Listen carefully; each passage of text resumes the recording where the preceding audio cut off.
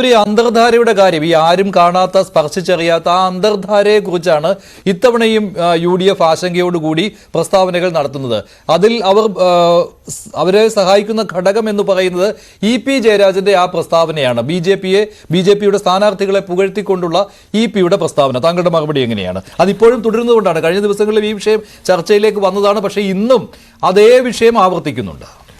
മഞ്ജുഷേ, കേരളത്തിൽ പൊതുജനങ്ങൾക്ക് അവരുടെ നഗ്നനേത്രങ്ങൾ കൊണ്ട് കണ്ടാൽ തിരിച്ചറിയാവുന്ന ഒരു റിയാലിറ്റിയാണ് BJPയുടെ 12 സ്ഥാനാർത്ഥികളെ മാത്രമാണ് BJP ഔദ്യോഗികമായിട്ട് കേരളത്തിൽ പ്രഖ്യാപിച്ചിട്ടുള്ളത്. ബാക്കി 4 BDJs ആണ്. സ്പെസിഫിക്കലി BJPയുടെ എടുത്തു കഴിഞ്ഞാൽ 12-നകത്ത് ഒരു 6-7 സ്ഥാനാർത്ഥികളെന്ന് പറയുന്നത് കൃത്യമായ വിജയ സാധ്യതയോടുകൂടി മാത്രം മുന്നേറുന്നവരാണ്. പണ്ട് 2014 ഇവരുടെ ഒരു അന്തർധാരകൾ ഇവിടെ സജീവമായി, അന്തർധാര എന്നൊക്കെ ഇപ്പോൾ ഇവർ പറയുന്നതല്ലേ, നമ്മൾ അന്തർധാരകൾ കുറേ കാണുന്നതാണ്. 2011 നിയമത്തിൽ കണ്ടതാണ്, 2014 തിരുവനന്തപുരം പാർലമെന്റിൽ കണ്ടതാണ്. അപ്പോൾ ഈ അന്തർധാരകളിലൂടെ ഇവർക്ക് ഏതെങ്കിലും ഒരു സീറ്റിൽ അട്ടിമറിച്ച് തോൽപ്പിക്കാം എന്നുള്ളതാണ് ഇവർ കരുതിയിരുന്നതെന്നുണ്ടെങ്കിൽ ഇന്ന് അത് 6-7 സീറ്റുകളിലേക്ക് വരെ നീളുന്നൊരു സാഹചര്യത്തിലേക്ക് കേരളത്തിൻ്റെ രാഷ്ട്രീയമായ സാഹചര്യം മാറി മറിയുന്നതാണ് നമ്മൾ കണ്ടുകൊണ്ടിരിക്കുന്നത്. ഇപ്പോൾ തിരുവനന്തപുരത്ത് രാജീവ് ചന്ദ്രശേഖർ സ്ഥാനാർത്ഥി എന്നുള്ള നിലയിൽ ഒരുപാട് മുൻപോട്ട് പോയി കഴിഞ്ഞു എന്നുള്ളതാണ് ഗ്രൗണ്ടിൽ നിന്നുള്ള റിപ്പോർട്ടുകൾ. തൃശ്ശൂരിൽ നമുക്കറിയാം സുരേഷ് ഗോപി എന്ന് പറയുന്ന ആൾ എത്ര ശക്തമായിട്ടാണ് പോരാടിക്കൊണ്ടിരിക്കുന്നത് എന്നുള്ളത്. 2019 പത്തനംതിട്ടയിലുണ്ടാക്കിയ മുന്നേറ്റം നമ്മൾ എന്താണെന്നുള്ളത് കണ്ടതാണ്. ഇപ്പോൾ 2ാം സ്ഥാനത്ത് നിൽക്കുന്ന CPM-ഉം 3ാം സ്ഥാനത്ത് നിന്ന BJPയും തമ്മിലുള്ള വോട്ട് വ്യത്യാസം എന്ന് പറയുന്നത് വെറും 2% വ്യത്യാസം മാത്രമാണ് പത്തനംതിട്ട പാർലമെന്റിനകത്ത്. അതുപോലെ തന്നെയാണ് തൃശ്ശൂരിലും വെറും 2% മാത്രമാണ് ഇടതുപക്ഷവും BJPയും തമ്മിലുള്ള വോട്ട് ഡിഫറൻസ് എന്ന് പറയുന്നത്. അവിടെ കൊണ്ട് കഴിയുന്നുണ്ടോ? ഇല്ല. പാലക്കാട് 2 ലക്ഷത്തിലധികം വോട്ട് പിടിച്ചു. ആലപ്പുഴ 2 ലക്ഷത്തിനടുത്ത് വോട്ട് പിടിച്ചു. കാസർഗോഡ് 2 ലക്ഷത്തിന് പുറത്ത് വോട്ട് പിടിച്ചു.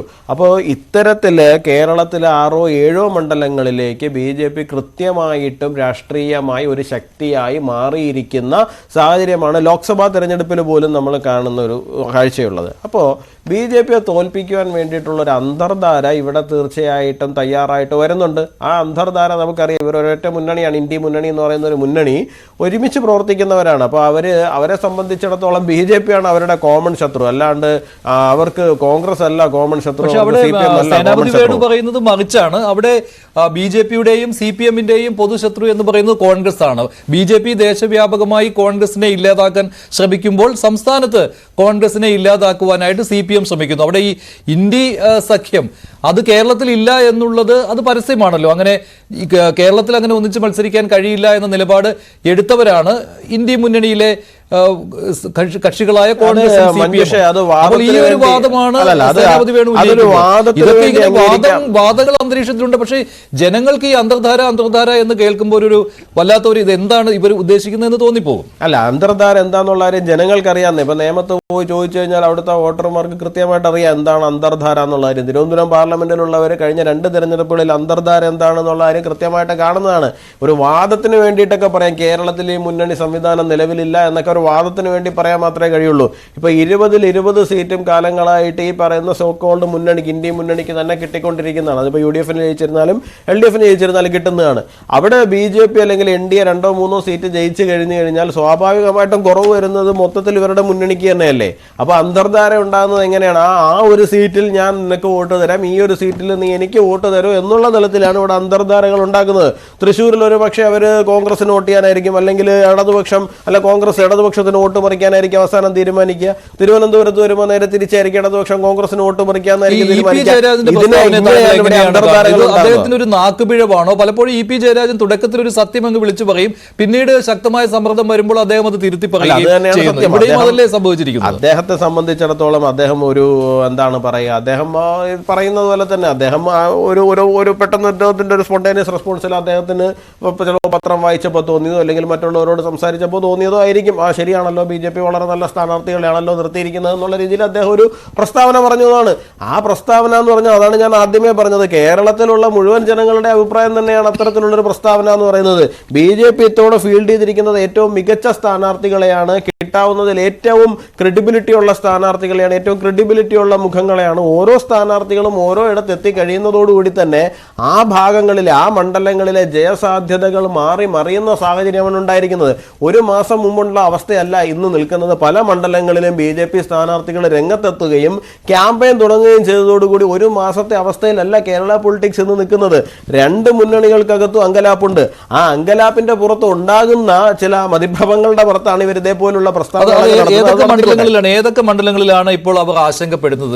താങ്കളുടെ ഒരു നിരീക്ഷണത്തിൽ ഇപ്പോൾ ഇപ്പോൾ പ്രധാനമന്ത്രി നരേന്ദ്രമോദി 2 അക്കം എന്ന് പറയുമ്പോഴും ഇപ്പോൾ നമുക്ക് കണക്ക് കൂട്ടാം. തിരുവനന്തപുരം, ആറ്റിങ്ങൽ, പത്തനംതിട്ട, തൃശൂർ, പാലക്കാട്, പരമാവധി ഈ 5 മണ്ഡലങ്ങൾക്ക് അപ്പുറം ഒരു ത്രികോണപ്പോരില്ലല്ലോ. അപ്പോൾ ഈ മണ്ഡലങ്ങളിലാണോ ഈ മുന്നണികൾ ആശങ്കപ്പെടുന്നത്?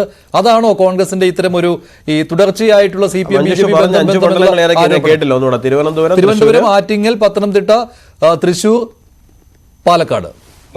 അപ്പൊ ആലപ്പുഴ എന്താ മോശമാണോ? കഴിഞ്ഞ 2 ലക്ഷത്തോളം വോട്ട് പിടിച്ച മണ്ഡലമാണ്. അവിടെ ശോഭാ സുരേന്ദ്രനെ പോലെ ശക്തിയായ ഒരു സ്ഥാനാർത്ഥിയാണ് ഇത്തവണ നിൽക്കുന്നത്. കഴിഞ്ഞ തവണ പ്രകാശ് ബാബു ആണ് 1,60,60,000 വോട്ട് കോഴിക്കോട് പിടിച്ചെന്നുണ്ടെങ്കിൽ ഇത്തവണ MT രമേശിനെ തന്നെയാണ് അവിടെ ഫീൽഡ് ചെയ്തിരിക്കുന്നത്. അപ്പോൾ അവിടെയൊക്കെ ഏത് തലത്തിലും മറിയും എന്നുള്ളത് നമ്മൾ കാണേണ്ടതാണ്. കാസർഗോഡ് BJP മോശമാണോ? 2 ലക്ഷത്തിലധികം വോട്ട് കഴിഞ്ഞ പാർലമെന്റിലും അതിന് മുമ്പും പിടിച്ച മണ്ഡലമാണ് കാസർഗോഡ് എന്ന് പറയുന്നത്. 2 തെരഞ്ഞെടുപ്പിൽ കണ്ടിന്യൂസ്ലി 2 ലക്ഷത്തിന് മുകളിൽ വോട്ട് പിടിച്ചിരിക്കുന്ന മണ്ഡലമാണ് കാസർഗോഡ് എന്ന് പറയുന്നത്. അപ്പോൾ ഈ പറയുന്ന മണ്ഡലങ്ങളിലേക്ക് നമ്മൾ എങ്ങനെയാണ് എഴുതുന്നത്? 5 അല്ല, ശരിക്കും പറഞ്ഞാൽ ആ കണക്കിൽ മാത്രം നോക്കിക്കഴിഞ്ഞാൽ 7 മണ്ഡലങ്ങളിൽ അതിശക്തമായ ഫൈറ്റാണ് BJP നടത്തുന്നതെന്ന് പറയേണ്ടി വരും. പിന്നെ പ്രധാനമന്ത്രി പറഞ്ഞു 2 അക്ക സീറ്റുകൾ എന്ന് പറഞ്ഞു. നോക്കൂ മഞ്ജുഷേ, 20 സീറ്റുകൾ എന്ന് പറയുന്നത് 2 അക്കം തന്നെയാണല്ലോ. ഞങ്ങൾ 20 സീറ്റിലും ജയിക്കാൻ വേണ്ടി മാത്രമാണ് മത്സരിക്കുന്നത്. അതിന്റെ റിസൾട്ട് വാട്ടെവർ, അത് രണ്ടാമത്തെ വിഷയമാണ്. പക്ഷേ 20 സീറ്റിലും ജയിക്കാൻ വേണ്ടിയാണ് ഞങ്ങൾ മത്സരിക്കുന്നത്. അപ്പോൾ സ്വാഭാവികമായിട്ട് പ്രധാനമന്ത്രി പറയുമ്പോൾ അദ്ദേഹം എന്താണ് പറയുക? 2 അക്ക സീറ്റ് ഞങ്ങൾക്ക് ലഭിക്കാൻ വേണ്ടിയിട്ട് ജനങ്ങൾ തയ്യാറായിട്ടുണ്ട് എന്ന് തന്നെയല്ലേ അദ്ദേഹം പറയുക. കാരണം ഞങ്ങൾ അതിനെ അങ്ങനെ മാത്രമാണ് കാണാൻ തയ്യാറായിരിക്കുന്നത്. അല്ലാണ്ട് പണ്ടത്തേതുപോലെ ഒരു സീറ്റിലേക്ക് ഇവിടെ മാത്രം ഫൈറ്റ് എന്നുള്ളതിലേക്കല്ല. പാൻ കേരള ഞങ്ങൾ ഫൈറ്റ് ചെയ്യുകയാണ്. ഏറ്റവും മികച്ച അവൈലബിൾ ബെസ്റ്റ് ആയിട്ടുള്ള ഏറ്റവും മികച്ച കാൻഡിഡേറ്റ്സിനെ തന്നെയാണ് ഞങ്ങൾ അവിടെ ഫീൽഡ് ചെയ്യുക.